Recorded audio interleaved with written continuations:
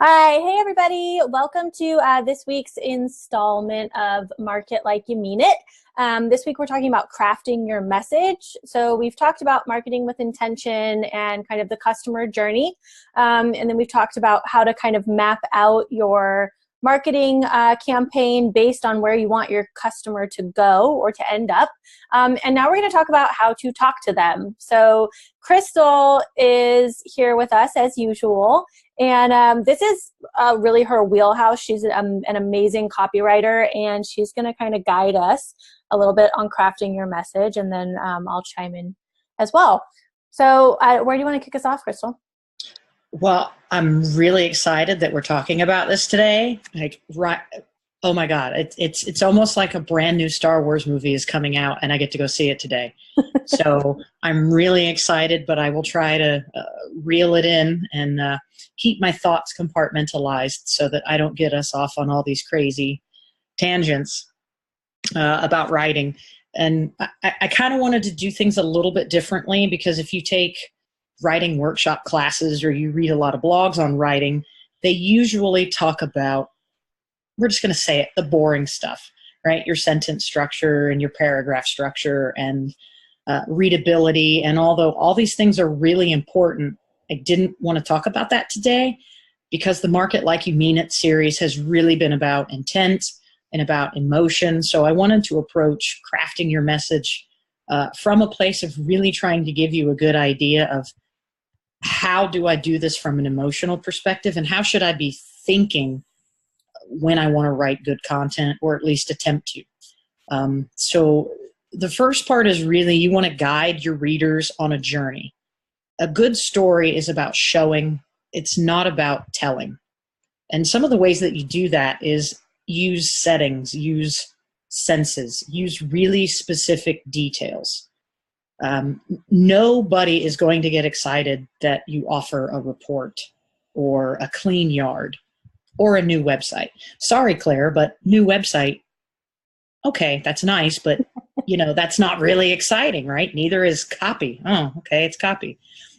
But people will get emotional if they feel that they've experienced the pain points that can be resolved by a report or a clean yard or a new website or copy.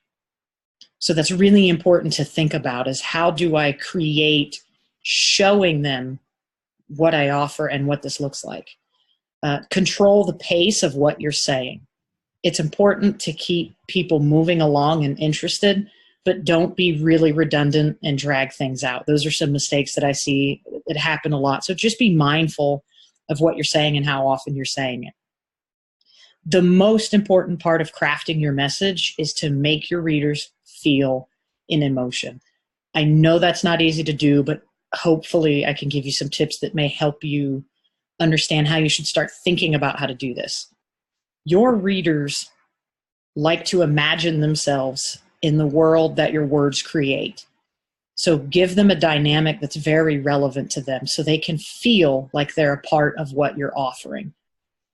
It's okay to use conflict and drama, right? Sometimes you need to build the tension up so they can understand those emotions of, oh my God, I experienced those pain points. Be realistic. So have these issues and these challenges that are experienced and conceivable for your readers. They need to know that you understand their issues and that you understand how to solve those issues. And the way that you do that is you connect with them emotionally. That is absolutely, unequivocally, irrevocably the best way to get your message out. And then you need to be able to make decisions for your readers. So don't be afraid to express a really strong opinion or a really demanding call to action. And a reference point here is, have you ever watched a television show or a movie and they killed your favorite character? Like, you're in shock. Now, we know that fiction writers, right, when we're writing fiction, we do that for shock value. But in the real world, people need to see that you can be really bold about your claims, and then that you can really own the fact that you say, I can do what I say I'm going to do. I can understand your issues, and I can provide you with a solution. So those are things that everybody needs to think about when they're crafting their message, when they're putting together their content strategy. And just a few quick things to remember here. Yes, readability is really important. It's unfortunate, but the average American reads at the same level as a 14-year-old does. So when you're putting content on your website or in any printed materials, please don't write a college thesis with really heavy jargon. It's not necessary. Try to make sure that you're keeping it simple, and always be mindful of your word choices. You don't need to use big words just to sound smart. Unless you have a really specific audience, always try and remember a 14-year-old's level, right? I need to keep things simple, and I need to make it easy to digest. Be deliberate in the words that you choose. Obviously, don't just say things to say it. I mean, mean it, own it, and just try to reduce any unrelated details. And I know that all these things I'm telling you are not easy. If they were, I wouldn't have a business. But I think it's all really good things to think about as you start experimenting with your writing and with crafting your message. I think too, especially when it comes to kind of really honing in on the languaging that you're using and the way you're speaking to the people you service. I like to think about my services as just tools in my business that help me solve the problems I solve. And so a lot of my messaging, I don't really even talk about what I actually do, because that's not really what's going to connect with people. So, if you think about it, if let's say you needed your air conditioning fixed in your home, and the AC guy showed up and he was like, "This is the wrench that I use," and starts explaining to you all about the wrench that he needs to install your air conditioner, you're going to totally zone out because you don't care, right? You care that, in Crystal's case, you live in Florida in July and it's 9 billion degrees and your air conditioner isn't working and you can't sleep at night and your kids are crying and your husband's like super annoying because he's grumpy because it's hot. So if you treat your copy in the same way that you would treat a conversation with your clients, you're going to have a lot more success speaking to their actual pain points rather than describing, okay, here's a service that I offer. Here's a wrench I use to fix your air conditioner. Nobody cares about that. What do you care about? You care that guy is going to show up, fix your air conditioning, and make your home pleasant again. He's going to make you comfortable again. He's going to make you feel good in your environment again. So those are the things you want to talk about. So when you're thinking about any copy you're going to use anywhere on social media, on your website, on your print materials, always keep a really problem solution centric model and just kind of forget about your services. Because those are just the tools you use in your business to accomplish an outcome. Absolutely. And, a car mechanic is a really great example of this. When you drop your vehicle off, let's say it's making a clanking noise. Do we drop our vehicle off and say, okay, what is the computer software that you're going to hook my car up to read the engine? And can you tell me the diagnostic steps that you're going to take? I don't care. What's wrong with my car? How fast can you get it ready? And what's it going to cost me? Right. And it doesn't matter what industry we're in. We're all subjected to that same rule, essentially. Most people really don't care how we do what we do, right? It's just like we talked about in weeks prior. You have a roadmap. I know where I'm starting. I know where I'm ending. I don't necessarily care about every twist and turn and interstate I have to go on and off and how many times I have to stop and get gas. I don't care. I don't need a play-by-play of your road trip, right? I just need to know, how are you going to solve my issues? What is that going to look like for me? And is it something that I can afford to do? Or is it something where the value's there? Because one thing that I have learned is when you create value, the budget may not be the budget anymore. Yeah. So someone may say, well, I have $100 to take my car to the shop, but now the value proposition is $350 and suddenly I have $400. So these are always the things that you want to be thinking about when you're crafting your message. As much as some of us love to talk about the gory, nerdy, nitty-gritty details of what we do, most people don't care. Don't take offense to that. They don't care. Right? Well, it's not what's going to draw them in. It's not what's going to elicit this kind of, we purchase as human beings, we purchase emotionally, always. We always purchase with our emotions. And that's how, especially in, this is going to make me sound like an 80-year-old grandma, but in this day and age, Yeah. when people are overwhelmed with so much choice, you could walk into there's an entire toothpaste aisle at my grocery store. It's so overwhelming. My favorite brand of toothpaste alone has like 20 different types of that specific brand you can buy. So you're speaking to buyers who are already overwhelmed. They don't want to know everything you have on the table. So they want to make an emotional purchase. Are they connected to you? Have you told a good story about why you do what you do? Why it matters to you? Why do you want to help them? Have you told a good story about the value you bring? Examples are already good. Think about your most favorite client ever. I think we've been calling her Deborah. And what result did you get for her? Case studies in messaging are always really, really powerful. One of the best compliments I ever got in my business ever was a woman who, after we'd crafted a really good marketing campaign, she came back and she said, "You've made me feel excited about my business again." That That's has the best. nothing to do with, I'm not like Claire, life coach who makes you feel good about your business. That's not my role, but it de facto is, because part of the value I bring is making someone feel like they're in charge of their marketing and that they're getting a return on their investment. And by proxy, that made her feel excited to be in business again. And so when you have things like that, all of you have instances where you've provided a service that made the person on the receiving end feel amazing.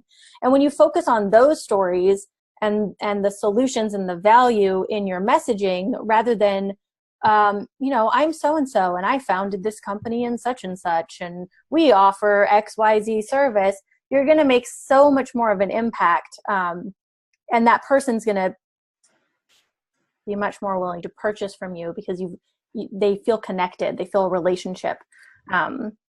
Absolutely. I mean, knowing someone, liking them, and trusting them those are the most important fundamental blocks of doing business with someone. I mean, not all of us are lucky enough to say, "Oh, I've got a brand of toothpaste, it's sitting on the shelf, buy it." I have no idea how many different toothpaste I use. I just go and I grab one. I don't even put that much thought into it. But most of us that are in this group and most of us that are in business, it's not that simple for us.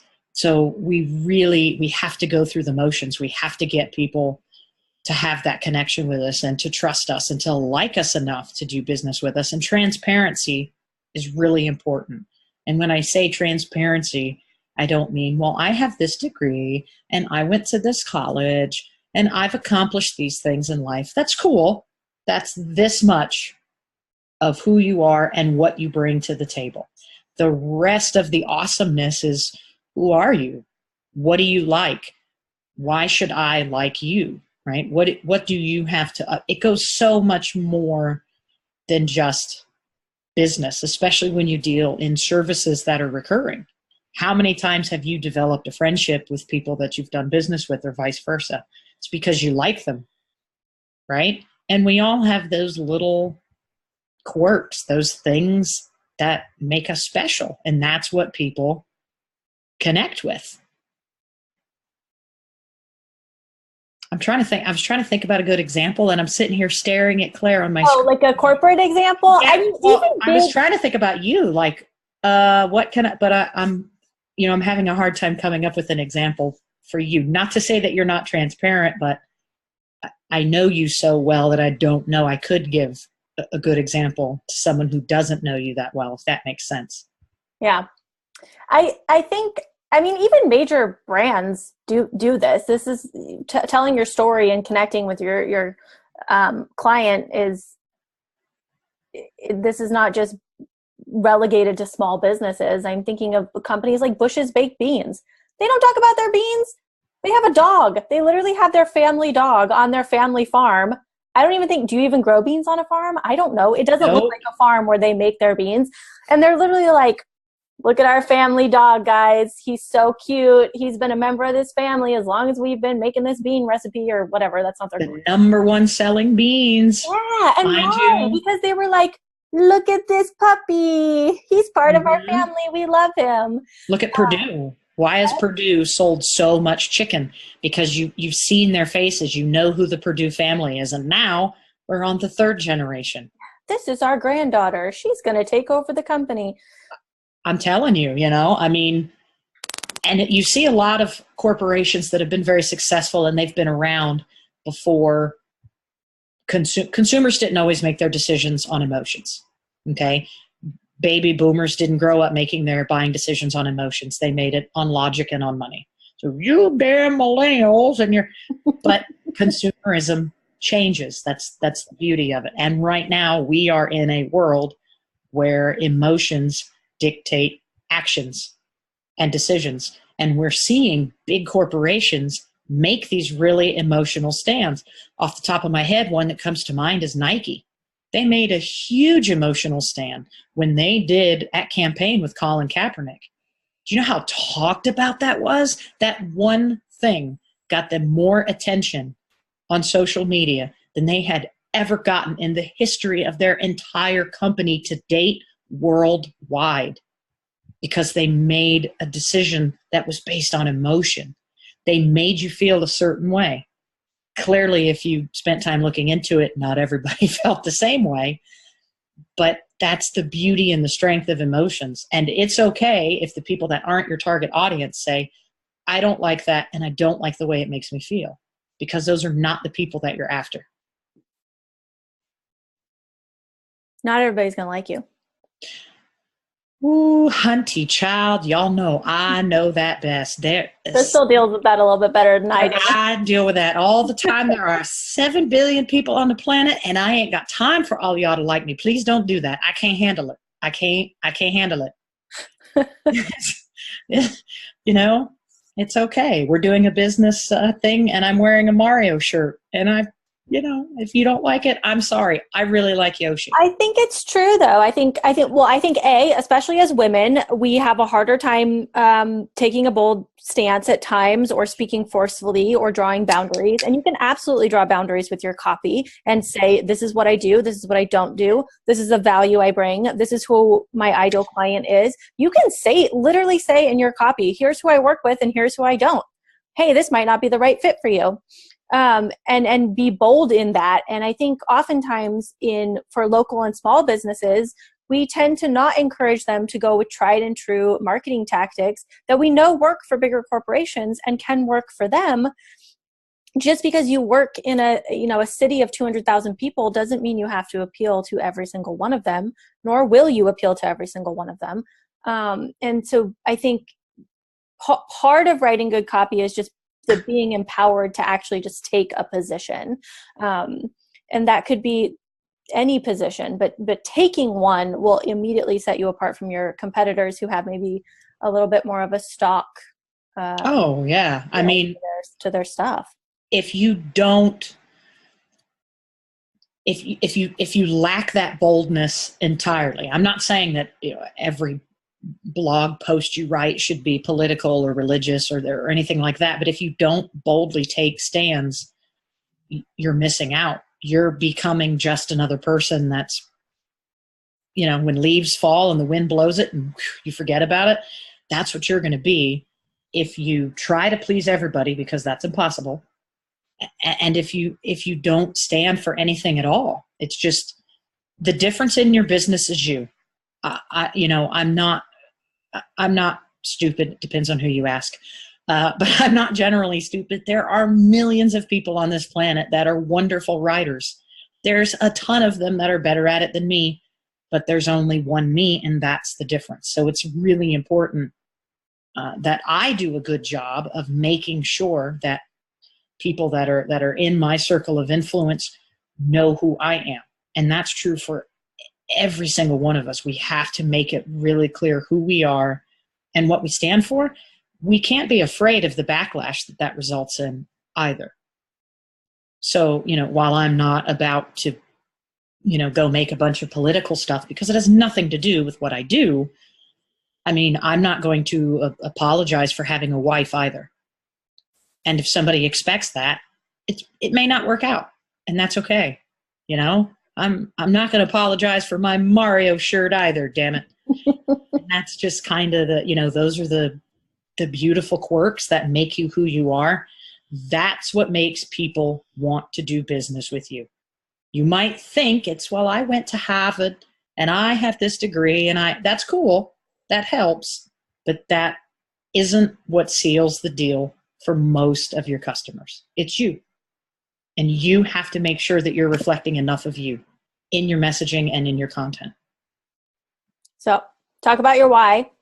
Talk about the problem you solve. Talk about the value you bring in solving that problem. What's the end result? How's that person going to feel? Is that person going to come out the other side of your services feeling excited about their business again and so happy that they worked with you? Or excited that their home looks really good because you came in and cleaned it? Or excited because now they look out their window and their dog can play in their grass because it got mowed? It doesn't matter what service you provide. There will always be a feeling at the end. And what is that feeling? And if you can communicate those three things, who you are really authentically, what you solve, what problem you solve, and the value that brings in the end, the mechanics of your services or how you do that are much, much less important. And those should be just a blurb in the sea of all of those other things that you're communicating. Yeah, totally, 100%. And if the you journey is the destination, bro. It really is, and I know that I personally am a Simon Sinek fanatic, but Start With Why is an incredible book. So if you think that you need some help with that journey of, what's my why, because it's hard.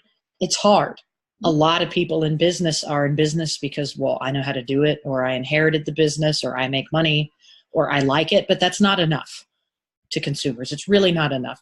That's a great read, and it's really something that can help you get there. And I know these are conversations that Claire and I have a lot with people. So as always, this is intended to be an interactive group. It's intended to be educational for us included. We're learning all the time from you guys. So, if you want to share your why, or you need help finding it, or you just need some help tweaking that message, you can private message us, you can comment it. And, we want everybody to put their 2 cents in, or for some of you, maybe your $5, no judgment. But that's certainly what our intentions were with this group. And that's why we're here with you every week, is we're, part of our why is you guys, and it's this. And your why, yeah, definitely, yeah, check out the book. Start with why. But part of what he does teach you is how to dig. Your why might have nothing to do with the service that you provide. That is just your tool. That is just the tool that you bring to accomplish what the value you're there to give. So making sure you're digging really deep on your why. And if your why is because I want people to have a clean home, sorry, that's not your why. So don't be afraid to go really, really deep. It took me a long time to figure out my why. It took me a long time to figure out that it doesn't really have a lot to do with my services. Those just happen to be the skills that I can use, that I'm good at, to accomplish what I want to do. I'll throw the link when this gets posted in the Facebook group. I'll throw the link into the book. It really is good. And I had the opposite experience of you. I kept, my career didn't incorporate enough of my why, and, why I love to write and why I want to write. It has to do with a promise I made to my grandfather when he was literally dying of cancer. And it was the why just dynamically changed everything that I wanted to do with my life. And it made me realize you're doing the wrong thing. You're in the wrong career. You may have all these different experiences with your why. You may be like Claire and realize it's not directly the services I offer. You may be like me and realize your why and say, stop everything. I have to go change everything and change my career and change the world. You could be somewhere in the middle, and you could be somewhere on a whole nother spectrum. That's okay. There is no wrong answer here. There's no wrong why, and there's no wrong formula as to where you end up there, as long as it's genuine and authentic and emotional. So I do want to make sure that you don't think you're doing it wrong. Unless you are, and then you need to dig deeper. I mean, really, you're doing it wrong if you're not digging deep enough, and that's why Claire and I have sheds full of shovels so we can help you dig. But if you are digging and you're being honest and you're being transparent and you're being genuine, there's no wrong in that. And however that why comes up and however that changes your business model, as long as you remain with that authenticity and that genuineness, there's not a wrong formula here. So you don't have to end up being in Claire's model or in my model or necessarily anything close to that. It's just really important that you dig deep, then you dig deeper, then you dig even deeper. I think the final thing that we didn't really touch on that's really important in crafting your message and when you're writing anything that comes to copy or marketing materials is making sure that you're doing your market research. Your current customers are some of your most valuable sources to figure out what your copy should sound like. And I've had so many instances in my own business and in working with clients where we've been using language that were entirely industry specific to describe problems. And then we've gone out and done market research and realized either that wasn't the problem that they really cared about, or that wasn't what they were really concerned about, or that wasn't actually their pain point. You are so entrenched in what you do that even though you know that really well, you know your industry really well, it doesn't mean that you know what your customers are thinking. So don't assume that you know. So if you have a current email list of people, or if you have current clients you can reach out to, and you're trying to switch your messaging or change up your copy or market a new service, ask the people who are going to be receiving your service, ask the people who qualify for your service, and pay really close attention to the types of verbs they use. Oftentimes in my business, I was talking a lot about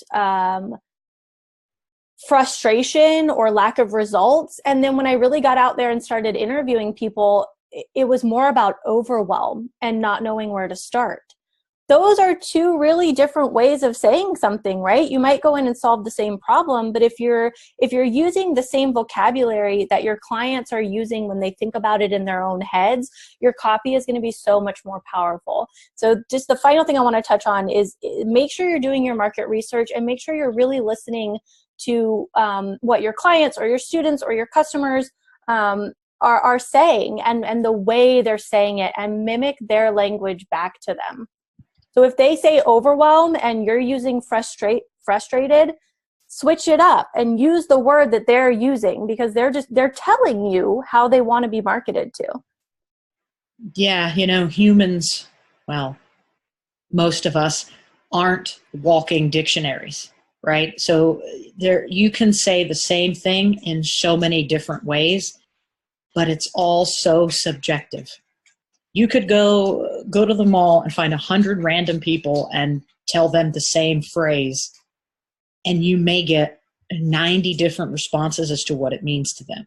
So there really aren't any safe assumptions to make when you're crafting your message in business, but it is safer to assume that your customer doesn't know your jargon and doesn't know your industry than it is to assume that they do, because chances are they don't. I mean, we've all been to the doctor and they've gone on and said all that crap that we have in a scientific word, and they tell you all this stuff and you just go, am I dying? Or like, do I have a cold? I have no idea what just happened. You could leave, we all could potentially leave our customers in that same state of confusion because we assume they know what we're talking about. We assume they know what these words mean. I mean, I'm a writer for a living, and I still make these mistakes. I mean, it's stupid human tricks. We all do it. I get so caught up in what I do 24/7 that I forget the simplicity of it sometimes. So awesome way to close, Claire. I love that. Do your research. For show. And if you're not sure how to do that, reach out to us, because I do have a couple different strategies that make it really simple, painless, easy, that you can employ in your business, because it is sometimes a little awkward to reach out to people you maybe don't know very well, or you don't know what they're going to say, and ask them for that kind of favor, because it is a favor. You're asking them to give feedback to your business. So if you want some strategies on that, reach out to me in private message, and I'll hook you up.